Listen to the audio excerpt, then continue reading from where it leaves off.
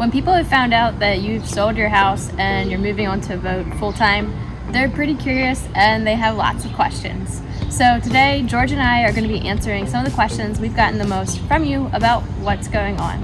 And the first question, which no one's asked yet, but I know you will, why are we sitting so far apart?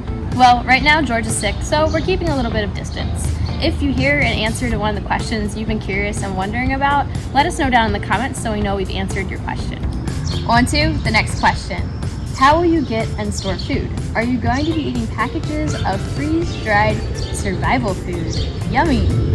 Nope, we'll be keeping a basic residential pantry in the boat. We've got a refrigerator that's roughly the size of a residential refrigerator, so we'll be able to keep that stocked, and we will keep dry goods. But we'll just have to be going to the grocery store about every 10 to 15 days. Since we don't have a car, that's going to be a little bit more complicated.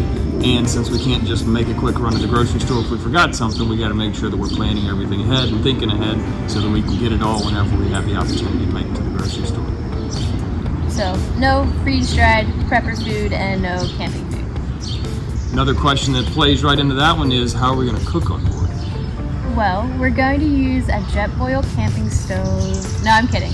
We have a gas stove that has a couple of burners on it. We have a gas-powered oven, and we also have a gas grill. So we have lots of different ways to cook, and we even probably have more ways to cook than some other people who don't have a grill.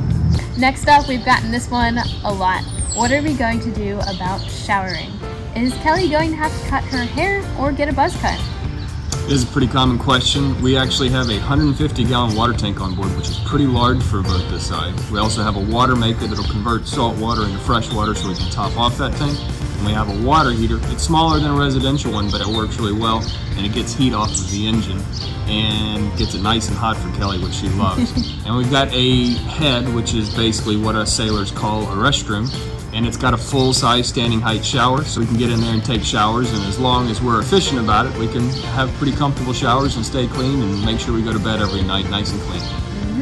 And in the past, we've gone on 10-day-long trips, and we never skipped a shower. Another common question we get is, where are we keeping the boat while we're living on it?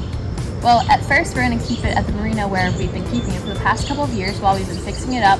But our plan is to leave the marina and go traveling and live a more nomadic lifestyle. So we're not going to be keeping it in any one place, and we're going to be staying on the hook, which that's called anchoring, and that's where you go to somewhere in the water that's calm and you drop your anchor on the ground and that holds you in place. We're hoping to cover a good bit of ground, so we do plan to be nomadic, as you said, which means we're going to be moving quite a bit, and we just got to find a nice place to stay every night if we're not actually in a passage. The next question we've gotten a lot is, will you be staying in hotels when you've reached your final destination location? Basically, no. The boat's set up so that we can live on it full time. As she said, we've got a cooking stove so we can cook all the time. We've got a fridge on board. We've got a shower. We've got a toilet. We've got everything that we could basically need. And we got comfortable berths to live in. So we're going to spend as much time as we can on the boat. The only times we're really not going to be on the boat is if we're actually storing it in a marina to fly home to visit family or something along those lines. But otherwise, full time on board, spending as much time as we can enjoying the world out there. The boat is our house.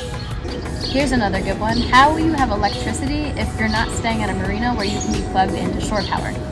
We've got a nice sized battery bank on board that allows us to really live for several days without even having to charge it. We're going to have solar panels eventually so that we can keep those topped off. We can also charge it with the engine. And really what we've done is kind of cut out a lot of the really heavily energy intensive stuff that we're not necessarily going to need out there, like a microwave, blenders that we don't necessarily need, a toaster oven that we don't really need. We've figured out other ways to make do without that kind of stuff, and so we've just got the batteries that we'll use to keep our lights, our navigation instruments, our water pump, and other stuff that we really kind of need. The refrigerator, obviously, that's a key. Keep all that stuff running, and it's a pretty comfortable lifestyle. So far, we've done several 10-day trips with the battery bank that we currently have, which is probably smaller than what we're ultimately going to have, and we don't even have the solar panels, and we've been very comfortable just keeping it topped off with the engine running every once in a while. Another common one we get is, do we have air conditioning on board? Well, the boat used to have an air conditioning system on it, but it didn't work and it could have been repaired, but there's no use having it because it's super energy intensive.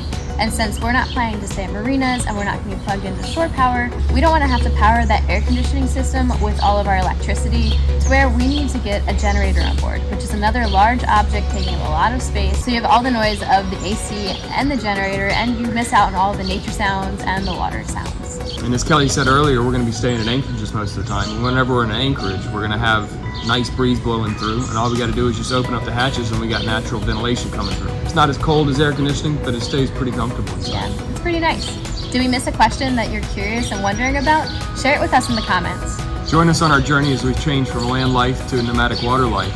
Make sure to subscribe so you don't miss out. See you soon.